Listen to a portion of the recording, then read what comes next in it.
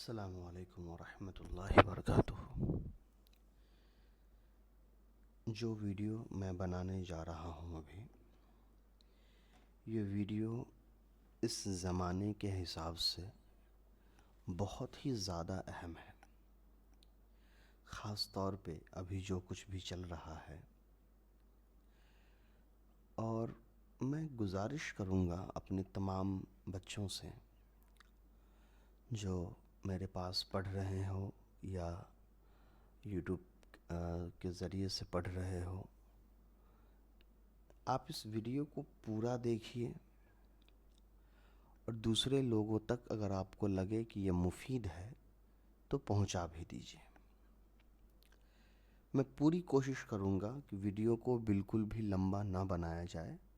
یہ موضوع بہت زیادہ اہم ہے، لیکن میں کوشش کروں گا کہ ویڈیو جتنی چھوٹی ہو سکتی ہے اتنی چھوٹی کی جائے اور بات کو بالکل موضوع کے مطابق رکھی جائے، ٹو دا پوائنٹ رکھی جائے، اور اس مسئلے پر کھل کر کے بات چیت کی جائے۔ اپنی بات کو شروع کرنے سے پہلے اور اپنے اصل مدعے پر آنے سے پہلے میں تھوڑا سا تمہیدی اور مقدمے والی ایک بات آپ کو سمجھانا چاہتا ہوں۔ پھر میں کہہ رہا ہوں میرے عزیز بچے جو آپ تعلیم حاصل کر رہے ہیں، آپ کے لیے یہ ویڈیو دیکھنا لازم ہے۔ اس ویڈیو کو پورا ضرور دیکھیے، اس میں آپ کے لیے بہت سی مفید باتیں آئیں گے انشاءاللہ۔ چلیے اس کو شروع کرتے ہیں۔ اگر آپ قرآن پر غور کریں گے، خود سورہ فاتحہ کے اندر بھی 3 لوگوں کا ذکر ہے۔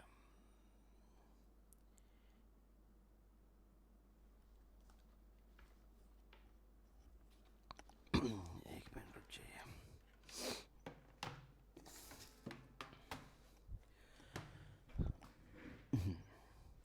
تو خود سورہ فاتحہ کے اندر بھی 3 لوگوں کا ذکر ہے۔ ایک وہ لوگ ہیں جس پر اللہ تبارک و تعالیٰ نے انعام کیا ہے۔ ایک وہ لوگ ہیں جو مغضوب ہیں، جن پر اللہ تعالیٰ کی ناراضگی ہے، غصہ ہے۔ اور ایک وہ لوگ ہیں جو ضالون ہیں، گمراہ لوگ ہیں۔ سورہ فاتحہ کے اندر مومن کو یہ سکھلایا گیا کہ ہر ایک مومن کو اللہ تعالیٰ سے اس کی دعا مانگنی چاہیے، اور اسی کی دعا مانگنے کے ساتھ یہ بھی سکھایا گیا کہ ان 2 گروہ کے بارے میں کہ ان دونوں سے بچنا چاہیے، یعنی ان دونوں والے مزاج اور صفات سے پناہ مانگنا سکھایا گیا ہے۔ ہم سب جو تفسیر کے طالب علم ہیں وہ سمجھتے ہیں کہ اس کا مطلب کیا ہے، مقصد کیا ہے، مغضوب علیہم ضالین کیا ہے، تو اس کی پوری تفسیر میں ہم نہیں جائیں گے۔ میں آپ کو مختصر سی کچھ باتیں جو ابھی ضروری ہے ہمارے اس اصل بات تک پہنچنے کے لیے، اس کو میں سمجھانے کی کوشش کرتا ہوں۔ مغضوب کون لوگ ہیں؟ تو عام طور پر یہود ہیں، اور ضالون کون ہے؟ تو عام طور پر نصارہ ہیں۔ اور منعم والے لوگ کون ہیں؟ تو یہ مسلم ہیں۔ اب سمجھتے ہیں کہ ان تینوں جماعت کے اندر فرق کیا ہے، کیوں ان دونوں سے پناہ مانگنا کے لیے کہا گیا اور اس کے راستے پر چلنے کے لیے کہا گیا۔ اب اس اصل بات کو سمجھنے کے لیے کہ یہود اور نصارہ کے اندر کیا خرابی تھی جس سے منع کیا گیا، اس کو سمجھنے کے لیے ذرا ایک اور چیز سمجھ لیجئے جو بہت اہم ہے۔ ایک چیز ہوتا ہے علم اور ایک ہوتا ہے ذکر. اور ذکر سے مراد صرف لا الہ الا اللہ یا اور بھی تسبیحات پڑھنا نہیں. علم کو آپ اس طرح سے لے سکتے ہیں کہ عقلی علم ہوتا ہے، پھر اس میں نقلی علم ہے، بہت ساری چیزیں، یعنی کہ علم جو آپ حاصل کرتے ہیں کتابوں سے، اپنے عمر کے ساتھ، سمجھداری کے ساتھ، لوگوں کے ساتھ رہتے ہوئے، سنتے ہوئے. اور ذکر کے اندر آپ لے آئیے اپنی روحانیت، تقوی. یہ ساری کی ساری چیز آپ کا ذکر کے اندر آ گئی. ایک انسان کو ان دونوں چیزوں کی ضرورت ہے، علم کی بھی اور ذکر کی بھی. اگر ایک انسان کے پاس صرف علم ہے تب بھی نقصان دہ ہے، صرف ذکر ہے تب بھی نقصان دہ ہے، لیکن یہ دونوں چیزیں ہیں تب صحیح ہے. تو جو منعم لوگ تھے جن پر انعام کیا گیا، ان کے بارے میں یہی ہے کہ ان کے پاس علم بھی ہے اور ان کے پاس ذکر بھی ہے، یعنی روحانیت بھی ہے، تقوی بھی ہے، عبادات ان کے ساتھ زیادہ ہیں. جو مغضوب ہیں یہ وہ لوگ ہیں جن کے پاس علم بہت زیادہ ہے لیکن ذکر بالکل نہیں ہے. اور جو ضالون ہیں ان کے پاس ذکر بہت زیادہ ہے مگر علم بالکل نہیں ہے. علم سے مراد یہ نہیں کہ ان کو کچھ چیز معلوم نہیں ہے، میں سمجھاتا ہوں آگے کہ کیا مطلب ہے اس کا. اب سمجھیے، یہود کے بارے میں قرآن نے جہاں بھی ذکر کیا وہاں کہا کہ وہ جانتے ہیں، وہ پہچانتے ہیں. یعرفونہ کما یعرفون ابناہم وہم یعلمون، اس طریقے سے بہت ساری قرآن کی آیتیں ہیں جو یہود کے بارے میں یہ سمجھا رہا ہے ہمیں کہ یہود کے پاس علم بہت تھا، وہ سمجھتے تھے ساری چیزوں کو، ان کے پاس کتابی علم بہت زیادہ تھا، بہت زیادہ وہ لاجیکل تھے، ریشنل تھے، عقلی اعتبار سے باتوں کو سمجھتے تھے، ساری چیزیں کرتے تھے.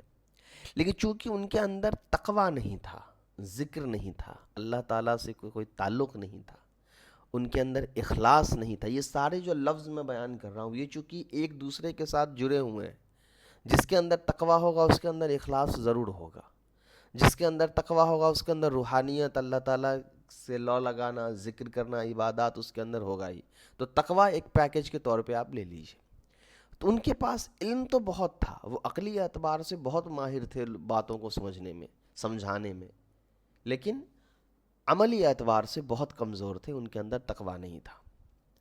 تو ان کا یہ صرف علم جو تھا وہ اتنا زیادہ حاوی ہو گیا ان کے اوپر کہ وہ دھیرے دھیرے متکبر بن گئے، تکبر میں آ گئے، ایروگنٹ نیچر کے بن گئے، ہٹ دھرمی بن گئے. اور یہ علم دھیرے دھیرے ان کو یہ احساس دلانے لگا کہ انبیاء کا قتل کر دینا بھی حق ہے. یقتلون النبیین بغیر الحق،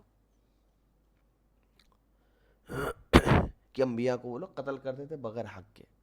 تو قرآن نے یہ کہا کہ بغیر حق کے قتل کرتے تھے، لیکن وہ جو انبیاء کا قتل کرتے تھے وہ اپنا اوپر حق مان کر قتل کرتے تھے کہ ہم انبیاء کا، ان کو گویا کہ ان کے نزدیک انبیاء کا قتل کرنا ان کے لیے ضروری تھا اپنی امت کو بچانے کے لیے، اپنی تعلیمات اور اپنی کتاب کو بچانے کے لیے.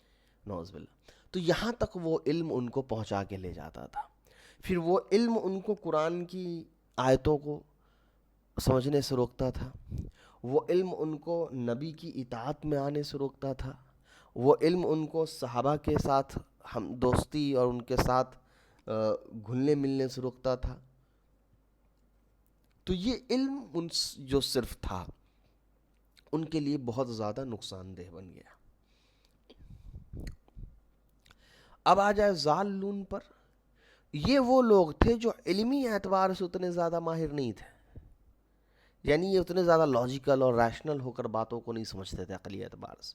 ان کے اندر اطاعت کا، عبادات کا مادہ زیادہ تھا. تو یہ اتنے زیادہ آگے بڑھ گئے انبیاء کی محبت میں اور انبیاء سے لگاؤ میں کہ انہوں نے انبیاء کو خدا کا درجہ دے دیا. تو اب جو پوری بات میں سمجھانے کی کوشش کر رہا ہوں وہ یہی کہ یہود اور نصارہ کے اندر جو غلطی ہوئی وہ یہی کہ یہود کے پاس اطاعت کا جذبہ نہیں تھا. وہ اپنے آپ کو سب سے زیادہ سمجھدار مانتے تھے, سب سے زیادہ علم والا مانتے تھے, متکبر انسان تھے, تو وہ کسی کے اطاعت میں نہیں آنا چاہتے تھے. کوئی بھی انبیاء ان کو جب سمجھاتا تھا کہ تم غلط ہو, انبیاء کی بات مانو, ہماری اطاعت میں آؤ, اللہ تعالیٰ کی بات مانو, تو وہ اپنے اوپر کسی اور کی امیریت کو یا لیڈرشپ کو تسلیم نہیں کر سکتے تھے. تو یہ ہٹ دھرمی ان کے اندر آیا اپنی علم اور سمجھ کی وجہ سے. اور جو نصارہ تھے ان کے اندر جھکاؤ کا پہلو زیادہ تھا, اتباع اور اطاعت میں یہ بہت زیادہ جھکتے تھے, عزت میں, ادب میں, قدر میں. اور وہ عزت, ادب اور قدر چونکہ بغیر علم کے تھا, وہ علم نہیں تھا کہ کہاں تک رک جانا ہے, اطاعت اور عبادات میں کہاں پہ فرق رکھنا ہے, وہ مسٹیک ہوا ان سے. تو اطاعت کرتے کرتے ان کو معبود بنا کر کے عبادت تک پہنچ گئے. تو مسلمان کو یہ سمجھایا گیا کہ تمہارے پاس علم اتنا ہونا چاہیے کہ تم یہ طے کر سکو کہ کس کو کون سا درجہ دینا ہے, لیکن تمہارے پاس ذکر بھی اتنا ہونا چاہیے کہ وہ علم تم کو ہر ایک کے بارے میں کٹر نہ بنا دے, اطاعت سے روکنا نہ شروع کر دے, عبادات سے روکنا نہ شروع کر دے. تو یہ فرق بتایا گیا مومن کو, جس کو ہم کہتے ہیں اعتدال یا صراط المستقیم. تو وہ جو صراط المستقیم ہے وہ یہی ہے کہ نہ صرف علم کی طرف ہمارا جھکاؤ زیادہ ہے, نہ صرف ذکر کی طرف ہمارا جھکاؤ زیادہ ہے, بلکہ ان دونوں کو بیلنس کر کے ہم چل رہے ہیں, ورنہ نقصان پہنچ جائے گا. اب آئیے آج کے اصل موضوع پر جو میں بیان کرنا چاہ رہا ہوں. موجودہ زمانے میں کیا ہوا کہ کچھ یوٹیوبرز, آپ یاد رکھیے میں جو لفظ استعمال کر رہا ہوں, میں نہ تو کسی کا نام لے رہا ہوں, نہ کسی کے اوپر میں کوئی تنقید کر رہا ہوں, اس لیے کہ مجھے الحمدللہ اتنا یقین ہے ان تمام لوگوں سے کہ ان کی نیت میں کوئی کھوٹ نہیں ہے, ان کے اندر اخلاص ہے, ان کے پاس علم بھی ہے, وہ بہت زیادہ فکر مند بھی ہیں, جذباتی بھی ہیں اپنی امت کی اصلاح میں, اور بہت لمبے زمانے کی امت کے اندر جو خرابیاں ہیں ان خرابی کو دیکھ کر کے وہ اپنے معاشرے کے اندر کچھ تبدیلی لانا چاہتے ہیں, اور اس کے بنا پر وہ الگ الگ اعتبار سے اسلام کی تشریح کرتے ہیں. تو ان کی نیتوں کے کھوٹ میں مجھے بالکل بھی شک نہیں ہے کہ وہ کہیں سے بھی کھوٹے لوگ ہیں, بالکل مخلص لوگ ہیں, مسلم لوگ ہیں, ذاتی طور پہ بہت نیک لوگ ہیں. تو میں کسی کا نام لے کر کے ان کو برا بھلا نہیں کہہ رہا ہوں, نہ ان کے اوپر تنقید کر رہا ہوں. اصل جو موضوع سمجھانے کے لیے میں نے آپ کو یہ تمہیدی بات شروع میں سمجھائی ہے. اب ہو کیا رہا ہے آج کے زمانے میں وہ دیکھیے. کچھ یوٹیوبر ہیں جن کا اپنا ایک الگ پروفیشن ہوتا ہے, کوئی اس میں سے لائر ہیں, کوئی ڈاکٹر رہے ہیں, کوئی پی ایچ ڈی ہولڈر ہیں, کوئی انجینئر ہیں, کوئی کسی پروفیسر ہیں, کوئی فلاسفر ہیں, سب کوئی الگ الگ فیلڈ میں ہے, کوئی اسٹوڈنٹس بھی ہیں, یہ سب الگ الگ فیلڈ میں ہیں. اور ان سب نے اپنے اندر, اپنے سماج کے اندر جب کچھ غلطیاں دیکھی, خرابیاں دیکھی, اور اس کے ساتھ ساتھ ان کے سامنے ان خرابیوں کو درست کرنے والے کوئی صحیح لوگ نہیں ملے, تو انہوں نے ان خرابیوں کو اپنے ہاتھ میں لیا اور اس کو سنوارنے کی کوشش کی, اور ممکن حد تک وہ اس میں کامیاب بھی ہوئے. اور انہوں نے اسلام کو ایک الگ انداز میں سمجھانا شروع کیا. ینگ لوگ تھے, نئی جنریشن تھی, نئی سمجھ تھی, نئی اصطلاحات تھی, تو ان سے ان کے مزاج کے موافق جو لوگ تھے وہ ان سے زیادہ کنیکٹ ہو گئے, ان کے زیادہ مرید ہو گئے. اب شیطان تو ہر ایک انسان کے ساتھ ہے, اور کوئی یہ دعویٰ نہیں کر سکتا کہ میں تو بالکل غلط نہیں کرتا ہوں, مجھ سے کوئی غلط باتیں نہیں ہوتی ہیں.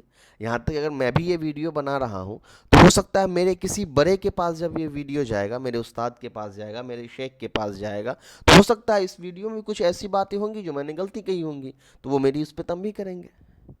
تو بہت بار ایسا ہوتا ہے کہ فیلڈ میں اتر کے جو انسان کام کرتا ہے, کچھ چیزیں ایسی ہوتی ہیں مسٹیک جو اس کو نظر نہیں آتی ہے, کیونکہ اس کا مقصد اور ٹارگٹ کچھ اور ہوتا ہے.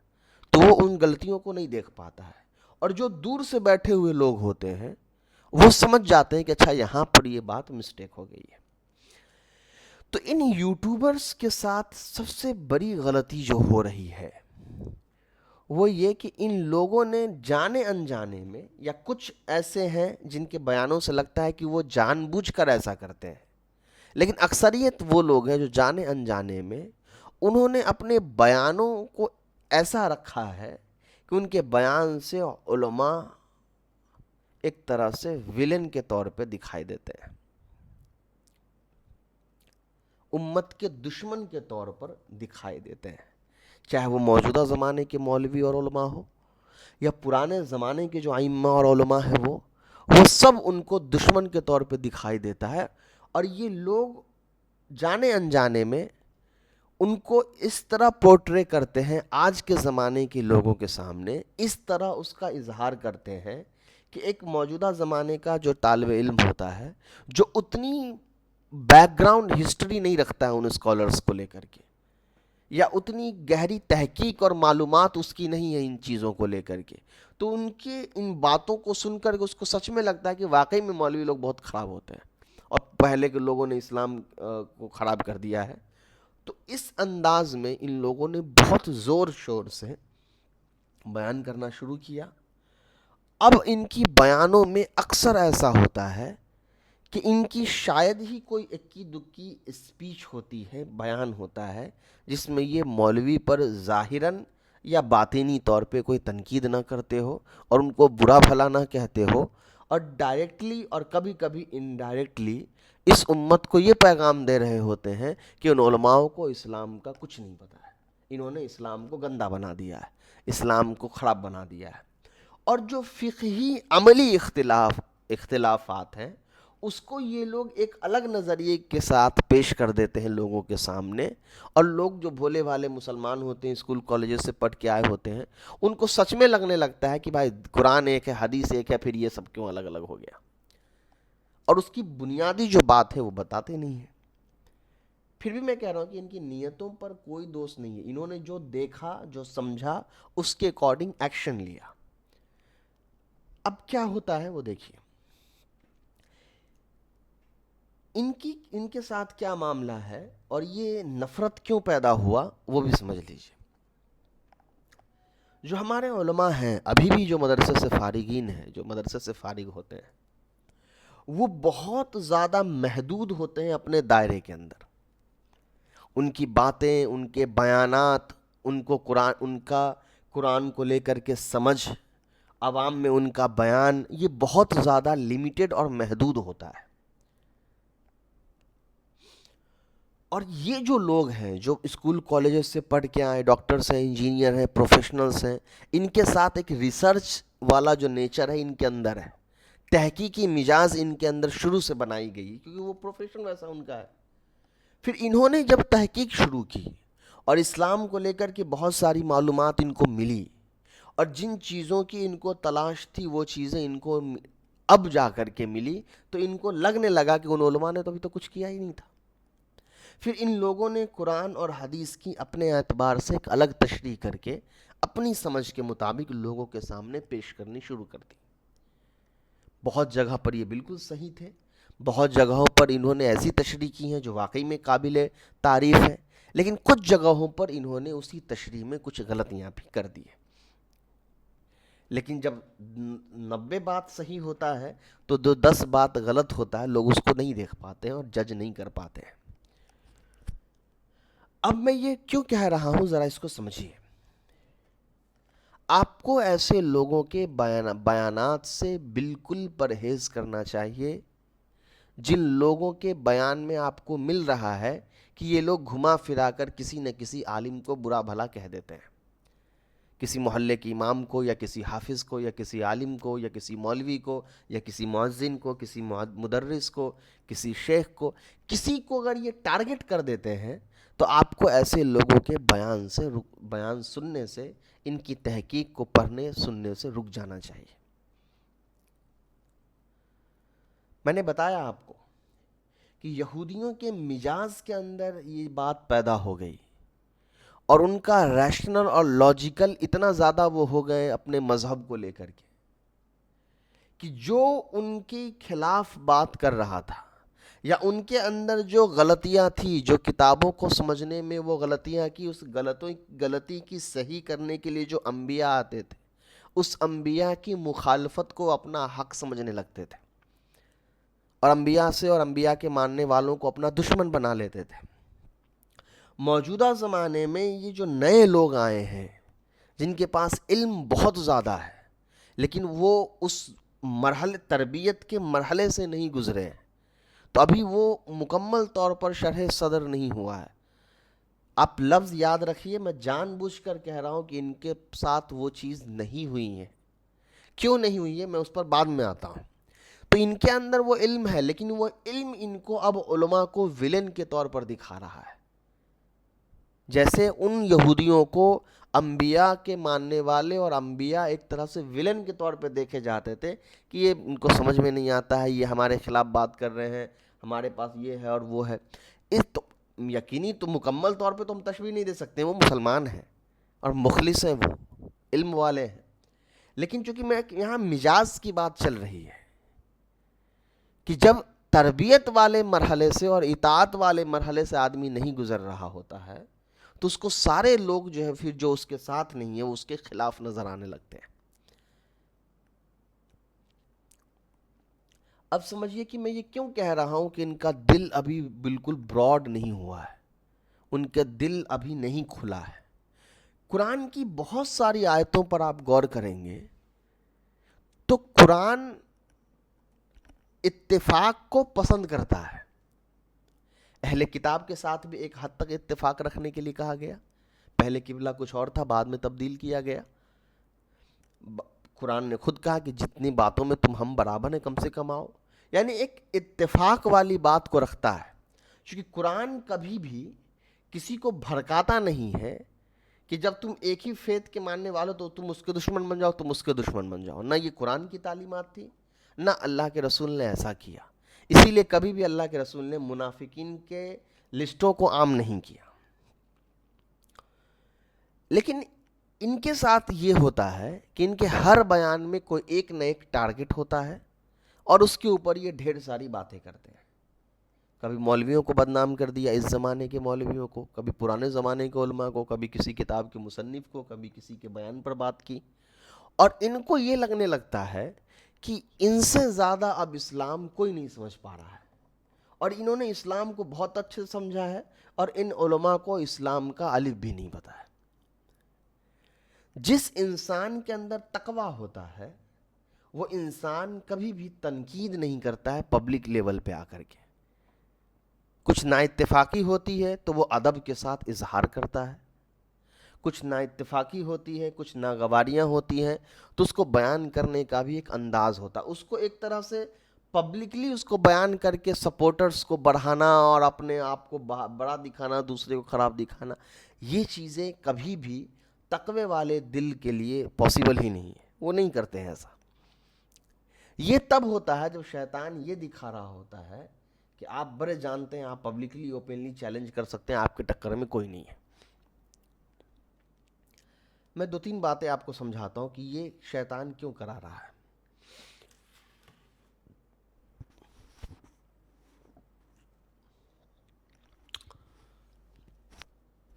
میرے ایک رشتہ دار نے مجھے ایک کلپ بھیجا، اس میں کوئی صاحب تھے، وہ ایک حدیث کی تشریح کر رہے تھے۔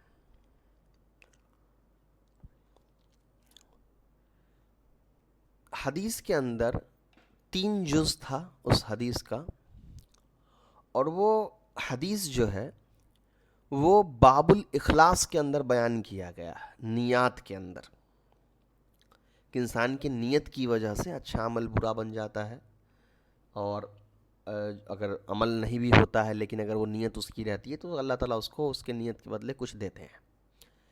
تو اس اعتبار سے وہ سارا کانٹیکسٹ تھا، اس کے اندر وہ پوری حدیث ہے۔ اتفاق سے وہ جو حدیث بیان کر رہے تھے وہ میں نے پڑھی تھی، اسی دن پڑھی تھی یا 1-2 دن پہلے، مجھے ایگزیکٹلی یاد نہیں ہے، لیکن بہت ریسنٹلی وہ حدیث میں نے پڑھی تھی، اور اسی کے بعد وہ حدیث کا انہوں نے ایک کلپ مجھے بھیجا جس میں وہ ایک صاحب تھے جو اس حدیث کی تشریح کر رہے تھے. تو وہ حدیث 3 حصوں میں تقسیم کیا ہوا تھا. اس میں ان لوگوں کا ذکر تھا جو اللہ کے راستے میں شہید ہوئے لیکن ان کی نیت تھی کہ لوگ ہم کو بہادر کہیں. ان کا بھی ذکر تھا جو اللہ کے راستے میں خوب مال خرچ کرتے تھے حالانکہ نیت ان کی یہ تھی کہ لوگ ہم کو سخی کہیں. اور ان کا بھی ذکر تھا جو اللہ کے لیے علم حاصل کرتے تھے لیکن وہ چاہتے تھے کہ لوگ ہم کو جو ہے وہ عالم کہے اور میرے لیے واہی لوٹے. اس کا ذکر تھا. تو انہوں نے ان 2 باتوں کو چھوڑ دیا اپنی تشریح کے اندر, اس کو بیان ہی نہیں کیا. حدیث انہوں نے یہیں سے سٹارٹ کیا کہ اللہ تعالیٰ قیامت کے دن ان علماء کو پکڑیں گے اس لیے کہ یہ علماء اپنے اپنے مسلک کی طرف لوگوں کو بلانے لگے اور اپنے حساب سے حرام حلال بتانے لگے, اور سب آدمی کو اپنی اپنی برائی کا ہو گیا حق, اور سب آدمی اپنی اپنی برائی کرنے کے لیے اپنے اپنے اعتبار سے الگ الگ مسائل بیان کر کے اپنا فالوور بڑھانے لگے. اب یہ حدیث جو ہے کوئی بھی پڑھا لکھا آدمی اس حدیث کی یہ تشریح نہیں کر سکتا ہے, کبھی نہیں کر سکتا ہے. جو اختلافات عملی طور پر علماء اور ائمہ کے اندر پائے جاتے ہیں ان اختلافات کی ایک وجہ ہوتی ہے, ان کے کچھ اصول اور ضوابط ہوتے ہیں جن کے بنا پر کچھ مسئلہ کچھ اور دکھتا ہے, کچھ مسئلہ کچھ اور دکھتا ہے. بہرحال دونوں کے پاس دلیلیں ہوتی ہیں اور ان میں سے کوئی علماء اور ائمہ ایسے نہیں ہوتے ہیں جو یہ کہہ رہے ہوتے ہیں کہ ہم صحیح ہیں, میرا بات مان لو صرف اور میرے فالوور بن جاؤ, میرے مرید بن جاؤ تم. قرآن حدیث سے ختم ہو کر صرف ہم کہے حلال تو حلال اور ہم کہے حرام تو حرام. یہ ان علماء کی نیت کبھی نہیں ہو سکتی ہے.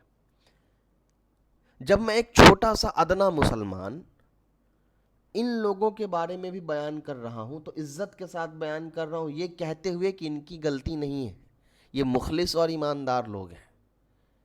تو ہم کیسے یہ تصور کر لیں کہ جنہوں نے اتنی بڑی بڑی کتابیں لکھی ہیں, ان کی پوری زندگی اسلام کے ساتھ گزری ہے, وہ یہ چاہتے تھے کہ لوگ میرے فالوور بن جائیں اور اسلام کو چھوڑ دیں اور قرآن حدیث کو چھوڑ دیں. اگر قرآن حدیث کو چھڑوانا ہی ان کا مقصد تھا تو ان کو ملتا کیا؟ اور قرآن حدیث کو اگر چھڑوانا ہی ان کا مقصد ہوتا تو قرآن حدیث کی دلائل کیوں پیش کرتے ہو؟ وہ پرابلم تو ہماری ہے نا کہ ہم ان کے دلیل سننا نہیں چاہتے ہیں یا ماننا نہیں چاہتے ہیں, کیونکہ ہم ون سائیڈڈ ہو چکے ہیں, ایک طرفہ ہو چکے ہیں. تو ان کے بارے میں اگر ہم یہ کوٹ کر رہے ہیں پبلک لیول پہ آ کر کے کہ وہ پرانے علماء مخلص نہیں تھے بلکہ اگر ان کے حساب سے کہوں تو وہ منافق تھے کہ وہ قرآن حدیث چھڑوا کر اپنے مرضی سے حرام حلال کر رہے تھے, یہ کتنی غلط تشریح ہے کسی عالم کے بارے میں عوام کو بتانے وہاں, اور لوگ سن رہے ہیں, تالی مار رہے ہیں.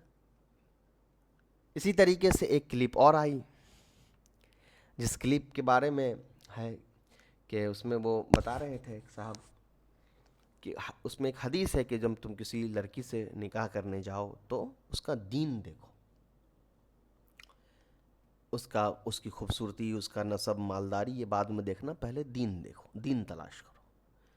یہاں تک انہوں نے حدیث اچھے سے بیان کی, لیکن وہ جو اندر کا ایک نفرت بھرا ہوا تھا وہ اگلے سٹیٹمنٹ میں انہوں نے باہر کر دی کہ ہے کوئی مولوی جو یہ ثابت کر دے کہ دین کیسے دیکھیں گے.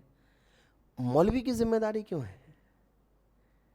یہ الزام اگر ہے تو نعوذ باللہ آپ کو اللہ کے رسول پر لگا دینا چاہیے تھا. حدیث تو اتنی ہے کہ دین دیکھو. تو گھما پھرا کر کے ہر حدیث اور ہر قرآن کی آیت کا ذمہ دار ہم مولویوں کو بناتے ہیں, کیونکہ یہ ہمارا ایک ٹارگٹ بن جاتا ہے. کیونکہ ہم کو یہ احساس ہو جاتا ہے کہ ہم زیادہ سمجھ رہے ہیں, اب یہ مولوی لوگ سمجھ نہیں رہے ہیں. یہ میں اس لیے کہہ رہا ہوں کہ انہوں نے آگے چل کے سمجھایا کہ اس دین کا مطلب یہ ہے, تو انہوں نے یہ انڈائریکٹلی یہ کہہ دیا, یا میں کہوں انڈائریکٹلی کا ڈائریکٹلی انہوں نے کھل کر کے یہ کہہ دیا کہ اس حدیث کا مطلب میں سمجھا ہوں, وہ عالم نہیں سمجھا, وہ مولوی نہیں سمجھا, کوئی مولوی نہیں سمجھا ہے, صرف مجھے سمجھ میں آ گیا کہ اللہ کے رسول یہاں دین سے مراد کیا ہے. ایک پڑھا لکھا آدمی اس طرح کی باتیں نہیں کر سکتا ہے. ہر جو پروفیشنل لوگ ہوتے ہیں اس سیم پروفیشن میں رہنے والے لوگوں کی رسپیکٹ کرتے ہیں اور ممکن حد تک یہ کوشش کرتے ہیں کہ ان کی باتوں کو ہم پازیٹیو ہو کر کے سوچیں اور سمجھیں.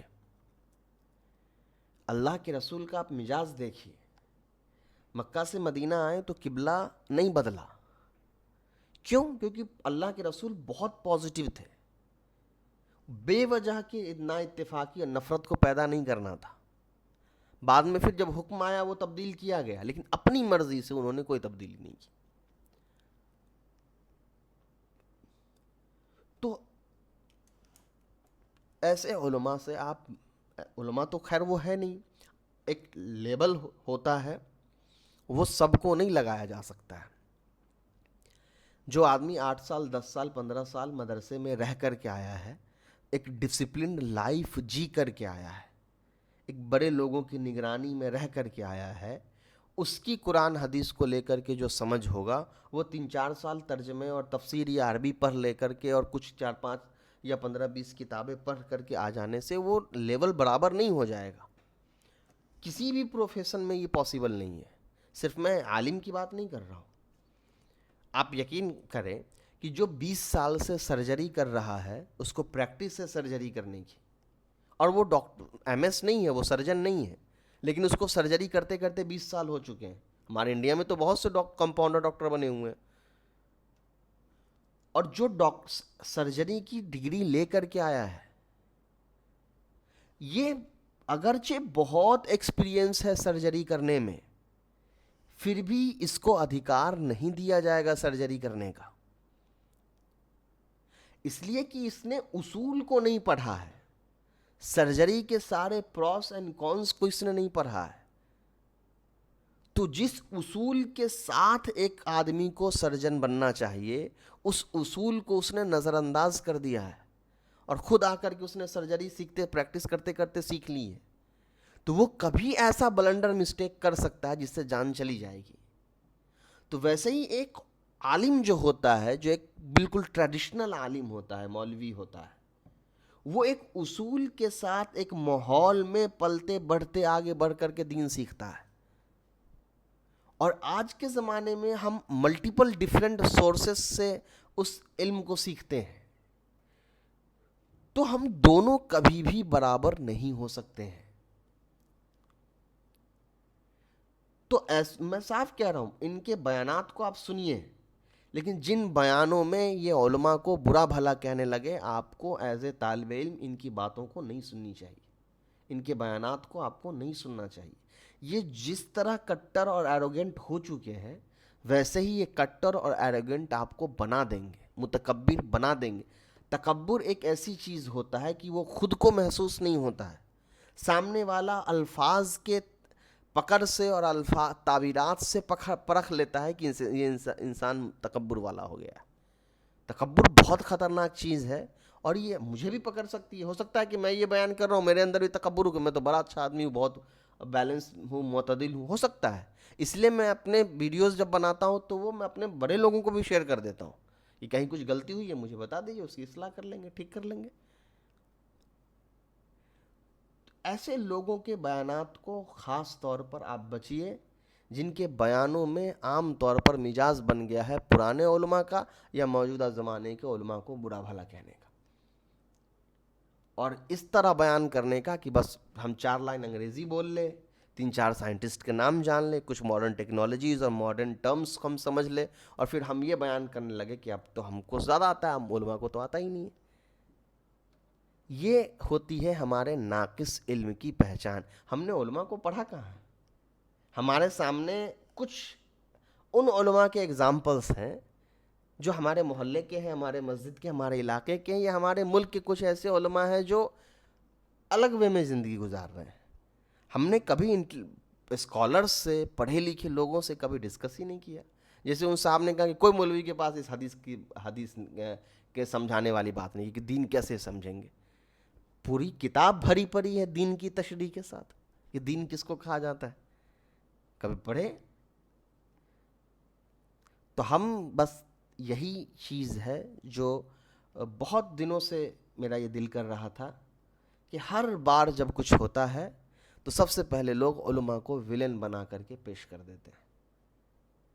اور میں جاتے جاتے آخری میں ایک حدیث آپ کو سنا کر کے جاتا ہوں. اللہ کے رسول صلی اللہ علیہ وآلہ وسلم نے فرمایا ہے کہ آخری وقت میں علم اور علماء اٹھا لیے جائیں گے. اور لوگ ایسے لوگوں کو مفتی بنا دیں گے.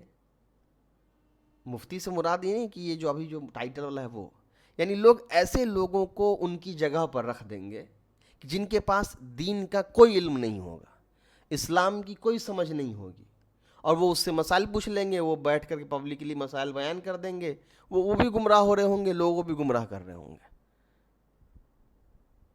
موجودہ زمانے میں یہ لوگ وہی کر رہے ہیں, اختلافی مسائل کو مونیٹائز کر دینا اور ایک ویلن بنا کر کے کنٹروورسیز کریٹ کرنا, پھر اس کو مونیٹائز کرنا, پھر اپنا ایک برانڈ بنانا, اپنا فالوورز بڑھانا. آپ لوگوں کو سمجھاتے ہو کہ علماء کی بات نہیں ماننی ہے, اور انڈائریکٹلی آپ یہ سمجھا رہے ہو تو کہ میں جو کہہ رہا ہوں وہ بات مان لو, میرے فالوور بن جاؤ, اور میں جو کہہ رہا ہوں علماء کی بات نہیں ماننی تو تم کو نہیں ماننی ہے. تو ایک جال سے نکال کر کے آپ دوسرے جال میں ڈال دے رہے ہو. بس فرق یہ ہے کہ وہ پرانا جال تھا اور آپ کا نیا جال ہے.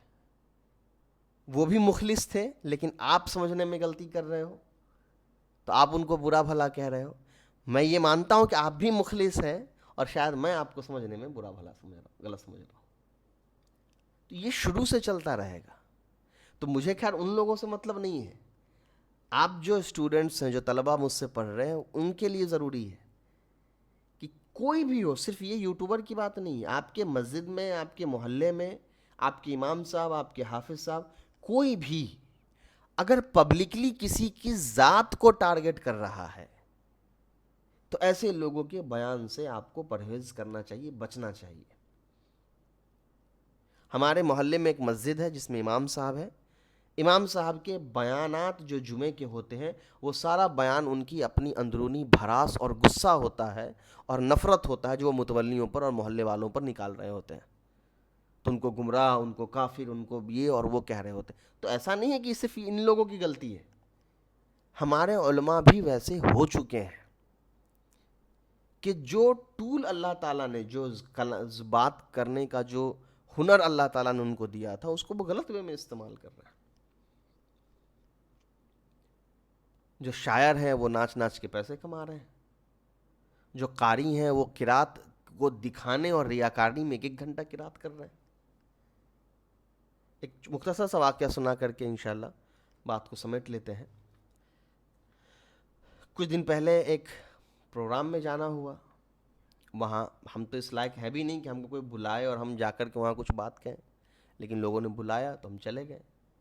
وہاں پر ایک قاری صاحب آئے اور دو شاعر تھے اور کچھ بیان کرنے والے لوگ بھی تھے. تو سب سے پہلے جو ہے وہ قاری صاحب کو بلایا گیا. ان کی جو بلانے والے تھے انہوں نے تھوڑی زیادہ تعریف کر دی. ہو سکتا ہے کہ اب کسی کی نیت کو نہیں چیک کیا جا سکتا, لیکن انہوں نے پورا 1 گھنٹہ 20 منٹ تک قرات کیا. پروگرام 3 گھنٹے کا تھا, 1 گھنٹہ 20 منٹ انہوں نے قرات کیا. تو وہ چیزیں بہت زیادہ خطرناک ہیں. ہم اپنے دائرے سے باہر نہیں نکل پا رہے ہیں. پبلک جو ڈیمانڈ کر رہا ہے وہی دے رہے ہیں. پھر آئے شاعری کرنے والے, اب وہ شاعری شروع کیے اور وہ جھومنے لگے, اور پبلک بھی ان کے ساتھ دم جھوم رہی. جیسے کوئی کنسرٹ میں جاتا ہے, ایک سنگر اسٹیج پہ گانا گا رہا ہوتا ہے, ڈانس کر رہا ہوتا ہے, اور نیچے پبلک بالکل جھوم رہی ہوتی ہے, کچھ پیسے پھینک رہی ہے, کچھ پیسے لا کے دے رہی ہے, وہ لے رہے ہیں, جیب میں ڈال رہے ہیں. یہ چیز ہے. ایک بیان کرنے والے آئے, موضوع کچھ اور ہے, وہ بیان کچھ اور کر رہے ہیں.